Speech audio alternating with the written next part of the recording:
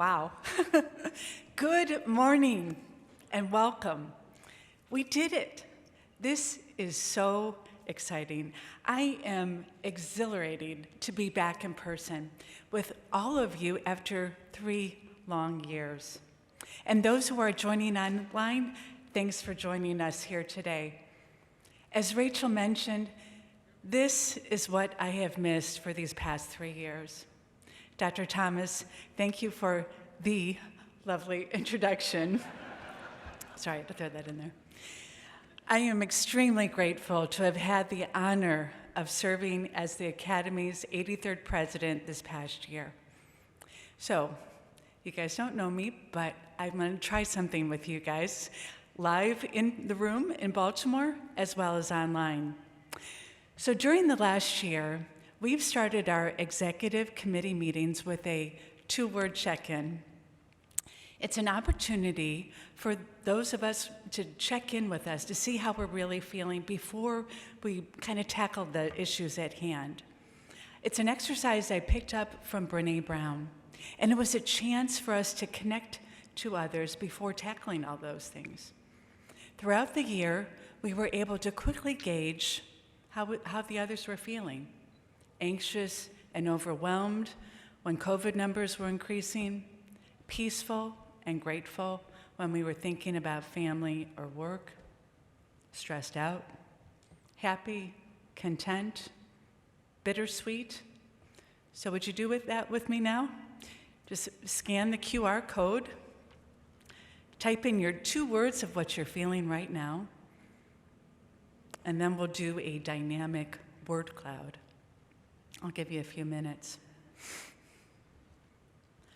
Cool, I'm seeing excited, grateful, happy. This is pretty fun. I'm hoping that we can keep this too. I did not bring my phone up here, but my 2-word check-in is nervous and excited.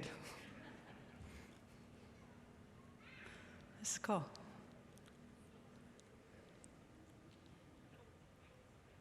I'm hoping Steve continues this. Where are you? That's great. I'll give it a couple minutes. You know, our AAPM&R annual assembly is so very special to me for a whole number of reasons. I remember coming here as a resident to present my poster first time, sometime last century or so.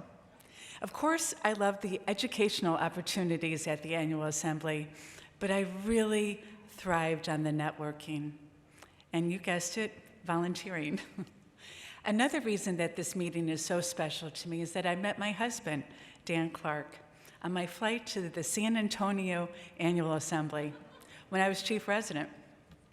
In a nearly empty plane, he was sitting next to me from Columbus to Dallas. Dan's father, a Lutheran pastor who married us, liked to tell people that we met in the heavens. And I love that line. We did meet in the heavens. In fact, we just celebrated our 30th anniversary in September.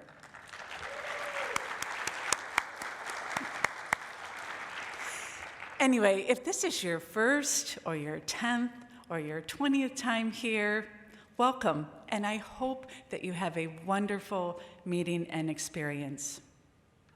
So first, a few thank yous to Dr. Stu Weinstein, our immediate past president, who's been my mentor and dear friend in preparing me to assume this role. He tolerated my mound of bananas, an inside joke, as his dessert as we celebrated his retirement. Stu, I hope you've had time to relax and maybe write a little poetry. To Michelle Gittler, our previous past president who led us through the initial shutdown of the pandemic. Michelle's been my role model, cheerleader, and friend. And I laugh at our very expensive impulse purchase during a stroll through the AAP exhibit hall in May. Both Stu and Michelle have bravely led the Physician Volunteer Academy leaders during this early part of the pandemic. And I know it was not how they envisioned their presidential years. And they handled all of those challenges with grace and humor. So, I'd like both of these courageous physician leaders to join me on the stage.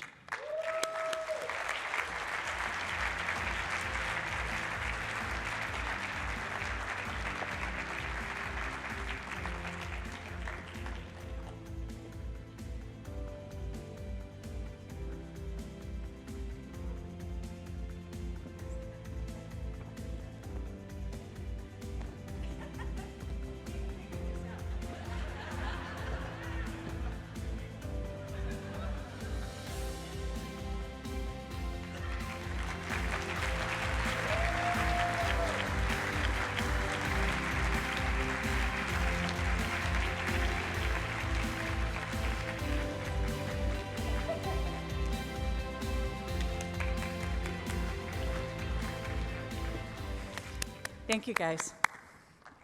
I know they weren't exactly excited about doing that. But okay, we just started with the thank yous. So to Dr. Rachel Brackey-Holman, for the past 4 years as chair of our program planning committee, thank you, Rachel, for innovating our annual assembly experience and leading us through 2 years of virtual conferences. We cannot thank you enough for all of your hard work.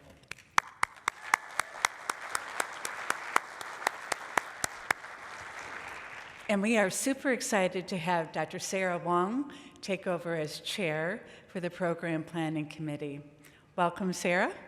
And we are thrilled to see what the next 4 years hold in store for us. To Tom Stotzenbach and the entire professional staff team at AAPM&R. All of you guys make this organization hum with a professionalism I admire and a tolerance of me and my very silly request that's unmatched.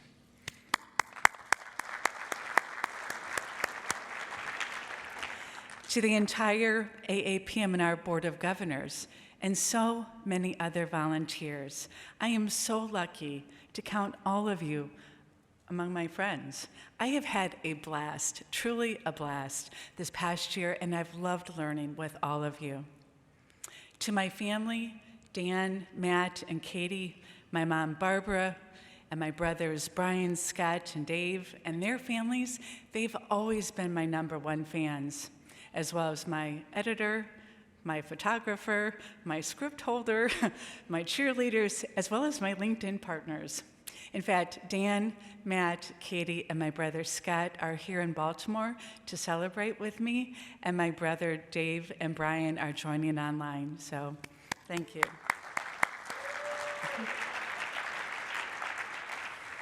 These folks keep me grounded and very humble. Katie recently texted me and shared Sia's song, Unstoppable. She said that the song always reminds me, or her of me, and how unstoppable I am in life and leadership roles. Actually, it's the other way around, Katie. You guys are my role models, Dan, Matt, and Katie.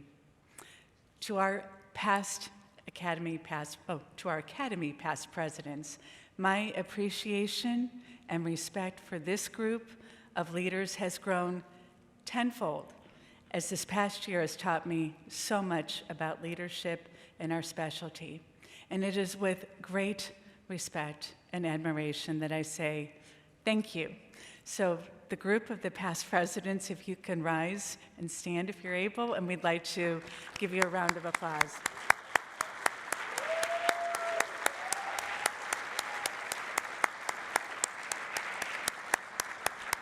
I love you all over there.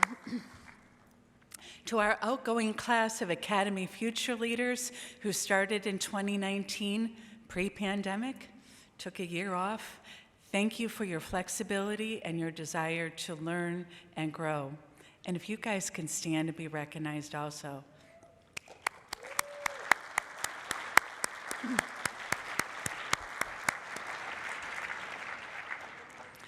And most importantly, to all of you, our members, we know what these last 3 years have brought. We see your commitment to your patients. We see your advocacy for our Big Tent specialty. So thank you for all that you do. You know, I have been an active volunteer throughout my entire professional career. And I've been a volunteer with our academy for, I guess, a few decades. My history of volunteerism and leadership comes from my family and some amazing mentors. My mom, Barbara, a nurse and an attorney, raised me and my 3 brothers as a single mom. Barbara was a lifelong volunteer, 2 dozens, and I mean dozens, of community and professional organizations. She instilled that love and that passion of giving back and volunteering into me. So maybe I'll be able to instill just a little bit of that volunteer love and an engagement into all of you that's listening. As Dr. Thomas mentioned, I am a proud graduate of the Ohio State University PM&R residency. I came to OSU after I met Dr. Ernie Johnson, one of the luminaries of our field. Among so many others in PM&R, he was my mentor, he was my former chair, and dear friend. And at these meetings, at these Academy Assembly meetings, in particular, he is deeply and profoundly missed. Dr. Johnson shared with all of us a deep passion for our field and for the patients we are privileged to care for. I am also truly honored to be one of 7 former OSU PM&R residents who served as president of our incredible American Academy of PM&R. Those include George Kraft, Myron LeBan, Randy Bradham, Robert Weber, and Claire Wolfe. One experience our residency provided was trips with Ernie to small towns around Columbus to do EMGs. So in between carpal tunnel studies, he'd read people's palms and he'd pierce ears. We'd also get Dairy Queen.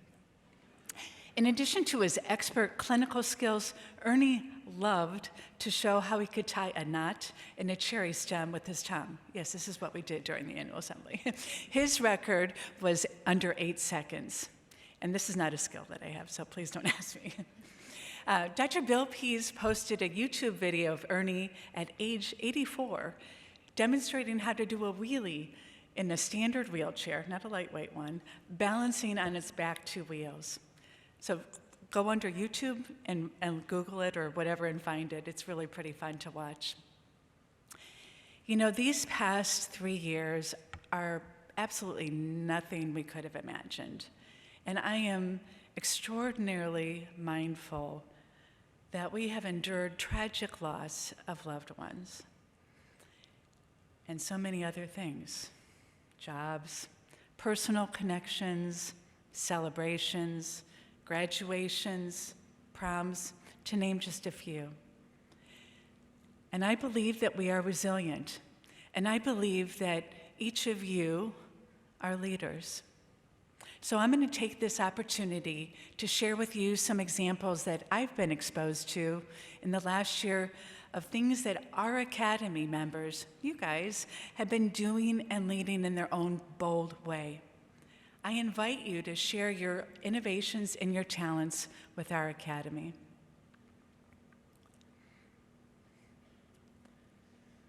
So I am a podcast lover. And I got into listening to podcasts probably a little bit later than most, but I really got into listening to them during the onset of the pandemic while cycling with my family. And did you know that we have a couple of podcasters in our midst? Dr. Lisa Varghese-Kroll and her good friend, Dr. Lanre Falusi, teamed up to start a podcast, Health and Home with the Hippocratic Host. It's focused on informed parenting, medical news, and life hacks. Look for their podcast. It is their down-to-earth conversation and interviewing style that really hooks you. We also have an amazing YouTuber, Dr. Brian Sutterer. Brian is a sports medicine physiatrist at Mayo Clinic who explains sports-related injuries seen on television, like TJ Watt's pec injury, in a way the casual sports fan, like me, can understand and learn from him. Dr. Sutterer has over 630,000 followers on his YouTube channel. 630,000 followers. And I am excited because I have over 710 followers on LinkedIn. I don't know. I have a ways to go. We have amazing communicators and authors in our midst. Dr. Saloni Sharma is the author of The Pain Solution, a 5-step process for relieving and preventing back pain. Communicating our unique value is Dr. Jonathan Whiteson, as the host of Dr. Radio on Sirius XM Radio. Jonathan is a gracious, gracious host with a wonderful British accent, and it was super fun to be interviewed on the Monday after our annual assembly last year when I had been on the job for one day. And did you know that we are establishing ourselves as the leader in the treatment of long COVID? Tireless work is being done by many, including PM&R journal editor Dr. Jana Friedley, and congressional testimony that Dr. Monica Verduzco-Gutierrez provided. Drs. Alba Azola, Amanda Morrow, Steve Flanagan, Kathy Bell, and Jonathan Whiteson have all provided countless interviews with media outlets about long COVID, as well as Chair Ben Abramoff and the entire PASC Learning Collaborative. It's those difficult conversations our Quality, Practice, Policy, and Research Committee and the board has about the future of inpatient rehabilitation. It's the federal advocacy with our Days on the Hill in April and September through efforts by longtime friend and OSU colleague, Dr. Susan Hubble, as well as resident physician, Dr. Manish Tiwari. These and so many others I've had the privilege of seeing in the last year. This year also has me reflecting on my own professional journey and the impact we, as physiatrists and leaders, have in the lives of our patients. My practice is primarily outpatient spine, a little bit of MSK, and electrodiagnostic medicine. I see a lot of chronic pain. And as you can appreciate, it's hard some days. One of the best classes I've taken was a patient communication course. I was pretty skeptical at first. I'd been in practice for a fairly long time, but it did change how I practiced and how I interacted with my patients. So I don't sit and type right away. I sit and I listen. My standard opening after pleasantries is, when you scheduled this visit, what was your main concern? Thanks for sharing that with me. I'm going to take some notes, maybe not so well, in the computer now to make sure I record what you said. I think about one of my favorite patients, Henriette, an 80-year-old counselor, still working part-time. I started seeing Henriette during the early days of the pandemic for a flare-up of right-sided low back pain. Henriette and I developed a really deep connection. I truly, truly loved our visits, discussing her back-related issues and hearing about her work. Then we met in person over a year later, and I met a super cool, now 82-year-old who drove 2 hours to see me in person. Touched my heart. And recently, I saw Colin, a young 28-year-old dad I've seen maybe 4 or 5 times over the past 8 months. So this time when I asked, "So Colin, what are your main concerns today?" He shared that he wanted to, quote, "start the process of medical euthanasia," unquote, because his pain had become intractable. So, golly, yeah, I obviously changed how I interacted with him that day, and certainly changed how I handled everything that day. That course also taught me to thank the patient for coming in to see me that day. a reaction that's brought some shocked responses from some of my patients, like, thank you. No, you thank you. These examples and hundreds of others remind me every day that we have the chance, actually we have the privilege, to be with people and their families at some of the most vulnerable points in their lives. Because of the work that I've seen in the last year, I know that every one of you has risen to that challenge. And I am honored to be amongst fellow physiatrists today. As I started my year as president last November, I pledged that I would listen thoughtfully and carefully. I would unabashedly advocate for our specialty. I would lead with wholeheartedness.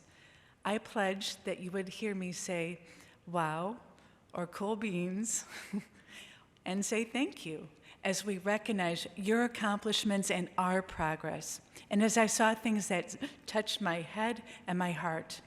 So thank you for joining us all here in Baltimore and virtually for the next few days. As our worlds continue to recover, I really urge you to lean into the Academy as your primary professional organization.